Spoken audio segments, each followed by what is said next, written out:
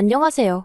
개념도 없고 손버릇도 더러운 신우 때문에 지금 남편하고 대판 싸우고 이혼까지 생각 중인 30대 여성입니다. 사람이 살면서 실수 한 번쯤은 할 수 있다고 생각해요. 저도 그렇고요. 하지만 정말 중요한 건 스스로 반성하고 용서를 구하는 태도가 아닐까요? 그런데 저희 신우는 끝까지 남 탓하기에만 급급하고 자기 잘못은 곧 죽어도 인정하려고 하질 않네요. 그래서 이번에 제대로 참교육 좀 시켜주려니까 남편이 그래도 지 핏줄이라고 아주 난리를 쳐요. 어린애도 아닌데 말로 잘 타이르면 되는 거 아니냐면서요. 어휴, 도무지 말이 통해야 말이죠. 아무튼 너무 답답해서 여기다 한번 속풀이 좀 하고 가려고 왔네요. 남편하고는 대학 동기의 소개로 만났어요. 저는 공대를 나왔는데 이렇게 얘기하면 사람들이 제가 연애를 꽤나 해봤을 거라고 생각하더라고요. 아무래도 주변 친구들이 다 남자들이다 보니 그렇게들 오해하는 것 같아요. 그런데 사실은 오히려 그렇다 보니 연애할 기회가 많이 없었죠. 별의별 꼴을 보다 보니 이성으로 안 느껴졌다고 할까요? 아무튼 그래서 대학교 다닐 땐 연애 딱 한 번 해보고 사회생활하면서는 연애를 해본 적이 없어요.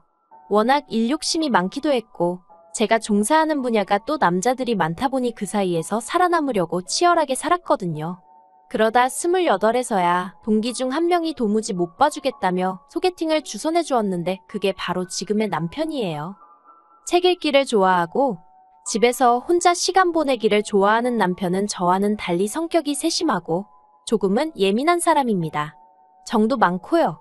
그래서 솔직히 첫 만남엔 저랑은 잘 맞지 않겠다 싶었거든요. 그런데 이게 웬걸요. 두 번, 세 번 만남이 거듭될수록 제가 갖고 있지 않은 남편의 장점들이 눈에 들어왔고 또 그게 좋아 보이대요. 나중에 듣자 하니 남편도 저와 마찬가지로 제 털털하고 무던한 성격이 좋았다나요.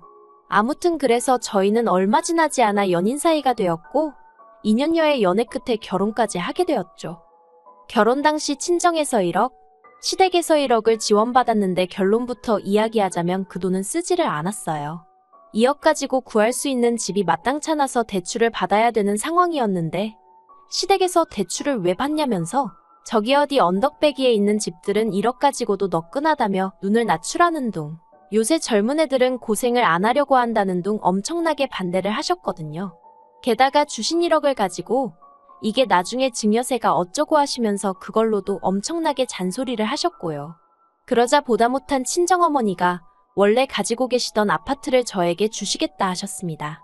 어차피 재개발 기다리면서 전세를 놓고 있던 아파트인데 재개발 들어가면 아파트 값은 더 오를 거고 그리고 이후에 증여해주면 그것도 그것대로 골치가 아프다면서 그냥 지금 받아가라 하신 거죠.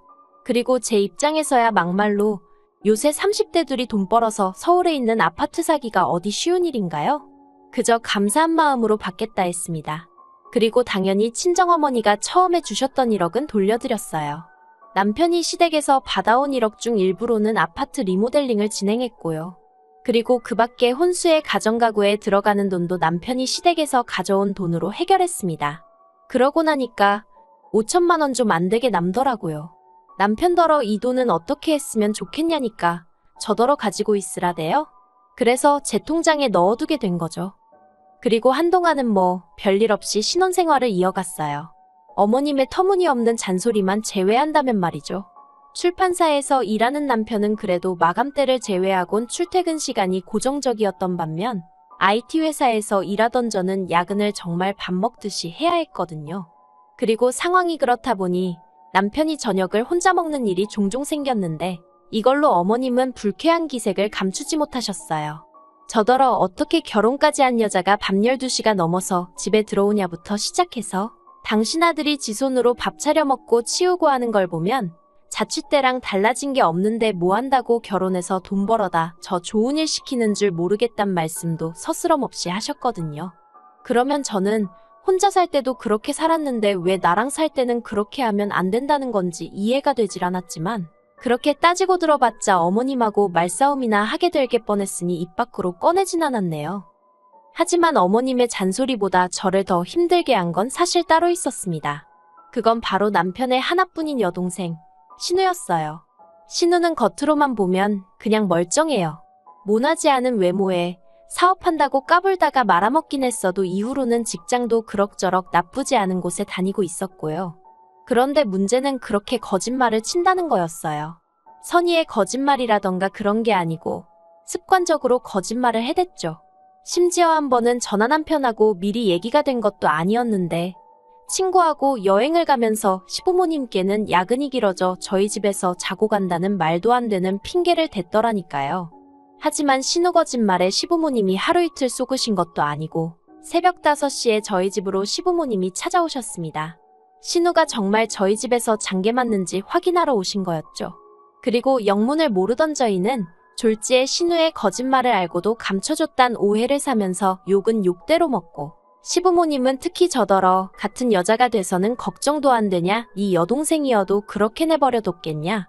저러다 어디 가서 애라도 생겨서 신세를 망치면 그땐 제가 어떻게 책임을 질 거냐는 말도 안 되는 억지를 쓰시더라니까요. 그리고 저는 그때도 신우가 어디를 누구랑 갔는지 몰랐으니 몰아드릴 말씀도 없고 환장할 지경이었죠.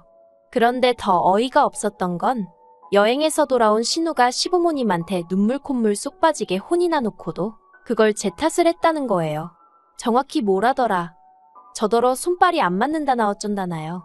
그리고는 한다는 말이 적당히 둘러대줄 수 있는 걸 일부러 자기 골탕 먹이려고 그런 거 아니냐는데 정말 황당하고 열받고 그래서 신우더러 다시는 뭐가 됐건 간에 저는 끌어들이지 말라고 했어요. 그러다 올해 초였습니다. 그런 신우가 시집을 간다고 하더라고요. 그리고 결혼 상대를 소개받았는데 전 정말 크게 충격을 받았죠. 왜냐하면 신우가 데리고 나온 남자가 제 대학 후배였거든요. 저랑 아주 가까운 사이는 아니었어도 워낙 착하고 능력 있는 후배라서 저를 포함한 선배들이 다들 기특하게 생각하는 녀석이었어요.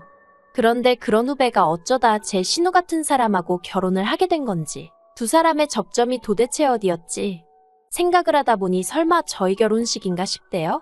사실 저희 결혼식 때 신우가 정말 시쳇말로 빡세게 꾸미고 오긴 했어요. 그리고 그때 저는 어디다 말은 안 했지만 특히 제 하객 대부분이 젊은 남자들이고 신우도 그걸 어느 정도 예상을 했을 테니 저렇게나 신경을 쓰고 왔나 보구나 싶었거든요. 그런데 아니나 다를까 그때 결혼식에서 신우가 제 후배한테 먼저 반했고 이후로 제 블로그를 통해서 후배 연락처를 알아냈다고요. 그리고는 또다시 저를 팔아서 연락을 하고 그리고 이런 과정을 제가 전혀 알지 못했던 이유는 그 블로그는 제가 한참을 사용하지 않고 있기도 했고 신우가 제 후배더러 제가 워낙에 엄해서 자기가 연애하는 걸 알면 크게 나무랄 거라고 그러니 비밀로 하자고 했다나 어쩐다나요. 아무튼 뭐 젊은 남녀 둘이서 서로 좋아 만나게 되었다는데 거기다 대고 왜 나를 팔았냐 어쨌냐 하고 따지고 들기도 뭐하고 그래서 축하한다는 말 말고는 아무 말도 안 했습니다. 그런데 그 일이 있고 나서 며칠 뒤 이제 신우 결혼에 대해서 상의도 하고 그러자며 어머님이 가족 모임을 주선하셨고 그렇게 온 가족이 모이게 되었어요. 그리고 잠깐 어머님이 자리를 비우신 사이에 신우가 저희 남편더러 오빠는 결혼할 때 얼마나 받았어? 하고 묻더라고요. 그러자 남편이 1억인가 하는데 저는 순간 아차 싶었습니다. 신우의 눈빛이 확 변하는 게 보였거든요. 그리고는 곧이어 어머님이 돌아오셨는데 신우가 어머님더러 왜 오빠는 1억이고 나는 3천이야 하는 거예요. 그러자 어머님이 남편과 저를 번갈아가며 쏘아보셨고 저희야 뭐 할 말이 없으니 가만히 있었죠. 솔직히 저희가 잘못한 것도 아니었는데 말이에요. 아무튼 어머님께서는 이내 신우를 보시더니 원래 너도 1억 해주려고 했는데 네가 사업이니 뭐니 하면서 가져다 쓴 돈이 얼마냐면서 그래서 3천밖에 못 해주는 거라고 내가 너 사업자금 대줄 때 한번 얘기하지 않았냐 하시더라고요. 하지만 신우는 그건 그거고 이건 이거라면서 자기도 1억을 해달라고 떼를 쓰고 난리도 아니었어요. 그래서 결국 제대로 된 상의도 못하고 파토가 나고 말았죠. 그런데 며칠 뒤 신우가 연락도 없이 저희 집에 찾아왔습니다. 그때가 밤 9시를 좀 넘은 시간이었는데 눈물 콧물 범벅이 돼서 왔더라고요. 제가 무슨 일이냐고 하니까 신우가 엉엉 울더니 자기 이제 어떻게 하냐면서 차였답니다. 제 후배가 신우더러 헤어지자고 했대요. 그래서 이유가 뭐냐니까 신우가 또 훌쩍훌쩍 울면서 하는 말이 자기가 결혼자금 문제로 너무너무 속상해서 친구들이랑 술을 좀 마셨는데 그걸 후배가 알고서는 헤어지자고 했다는 거예요. 솔직히 납득이 안 됐습니다. 후배도 사회생활을 하는데 설마 술 좀 마셨다고 헤어지자고 했겠나 싶어서요. 그래서 정말 그 이유 때문에 차였냐니까 신우가 멈칫하더니 자기가 솔직히 말할 테니 저더러 도와줘야 한다대요. 그래서 일단 말해보라니까 사실은 후배랑 약속을 했었답니다. 다른 건 다 좋은데 늦게까지 술 먹는 거랑 거짓말하는 것만 하지 않기로요. 사실 저희 신우가 술도 워낙에 좋아해서 마셨다 하면 새벽 3시, 4시까지 마시는 일이 다반사다 보니 아무래도 결혼 상대 입장에선 걱정이 될 수밖에 없었겠죠. 게다가 거짓말 문제야 뭐. 이 세상에 거짓말하는 사람을 좋아하는 사람이 누가 있겠어요? 아무튼 신우도 알겠다고 했고, 그리고 신우 말로는 여지껏 잘 지켜왔었는데 결혼 자금 문제로 너무 속상해서 술을 안 먹고는 못 배기겠더래요. 그런데 불러낼 사람이 마땅치 않아서 전 남자친구랑 만나서 마셨는데 그걸 차마 후배한테 말할 수가 없어서 아는 언니 집에서 영화 보고 그런다며 거짓말을 했고, 그런데 뭐 한마디로 걸린 거죠. 그리고 후배 입장에선 그렇게 치밀하게 거짓말을 하고 전 남자친구랑 새벽까지 술을 마셨다는 걸 용서할 수 없다고 하더랍니다. 그리고 솔직히 듣는 내내 차일만 했다는 생각밖에 안 들던걸요. 아무튼 뭐 제가 도와줄 만한 상황이 아닌 건 확실했어요. 그래서 신우더러 미안하지만 내가 어떻게 해줄 일이 아닌 것 같다 했습니다. 두 사람의 신뢰 문제인데 그걸 내가 어떻게 해결해 주겠냐고. 그랬더니 신우가 한숨을 푹 내쉬더니 언니가 그럴 줄은 몰랐다면서 실망이네 어쩌네 하더니 그럼 하룻밤 재워주기나 하라나요. 그래서 알겠다 하고 자고 가라고 했어요. 그리고 그 일이 있고 한 달쯤 지났을 때였습니다. 그 사이 신우는 결국 파혼을 당했고, 신우의 파혼을 방관했다는 이유로 저는 시부모님한테 말 그대로 역적이 되어 있는 상황이었죠. 그래서 스트레스가 정말 이만저만이 아니었네요.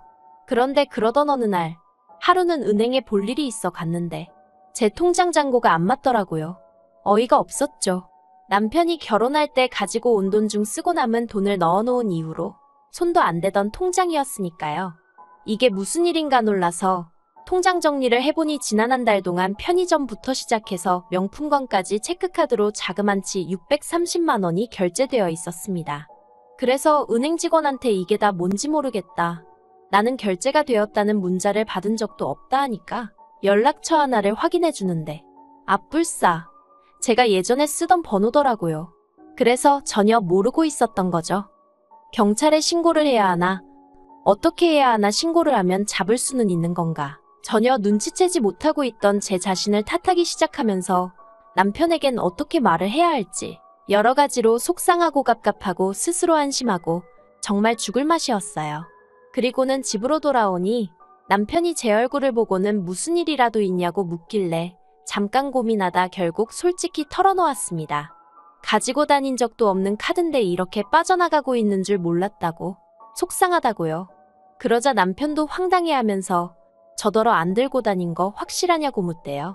그리고는 한번 어디서 썼는지 보자고 하는데 그렇게 둘이 한참을 들여다보다 보니까 계속해서 낯익은 지역이 눈에 띄더라고요. 제가 남편더러 여기 왜 이렇게 익숙하지 하니까 남편도 그렇다고. 그러다 불현듯 떠오른 게 바로 신우 직장이 있는 동네였어요. 그리고 그제서야 설마 싶은 생각이 들고, 시기상으로 신우가 저희 집에서 자고 간 무렵부터 카드가 쓰였거든요. 그래서 저는 혹시 설마 싶은 마음으로 신우에게 카드가 분실되어 경찰에 신고할 거라는 이야기를 흘렸습니다. 신우 반응을 한번 보려는 생각이었죠. 그리고 혹시나가 역시나라고 신우가 제 예상보다 더 화들짝 놀라더라고요.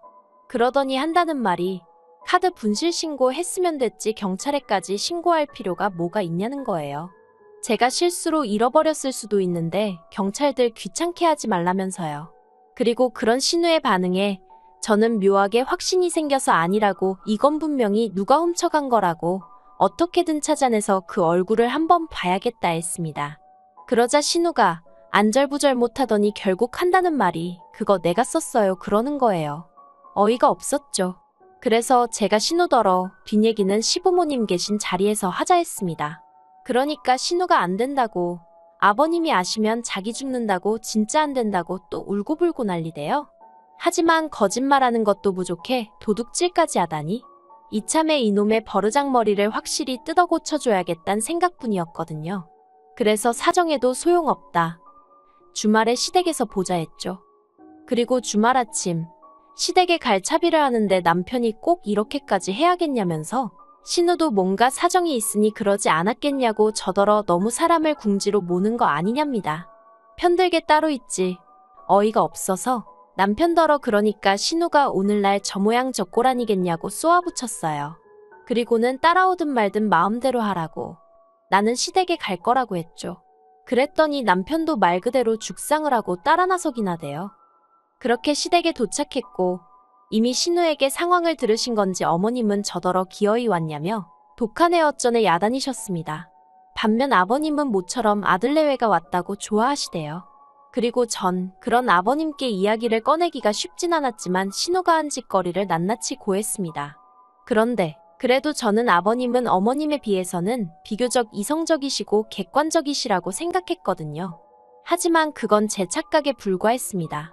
아버님께서는 결혼지참 금액이만 잘 둘러댔어도 신우가 그렇게 술을 마셨을 리가 없으니 어떻게 보면 신우가 파혼을 하게 된 것도 제 탓이나 마찬가지라며 신우 입장에서 얼마나 억울하고 속상했으면 그런 짓을 했겠냐고 저더러 이번 한 번은 그냥 넘어가라시대요.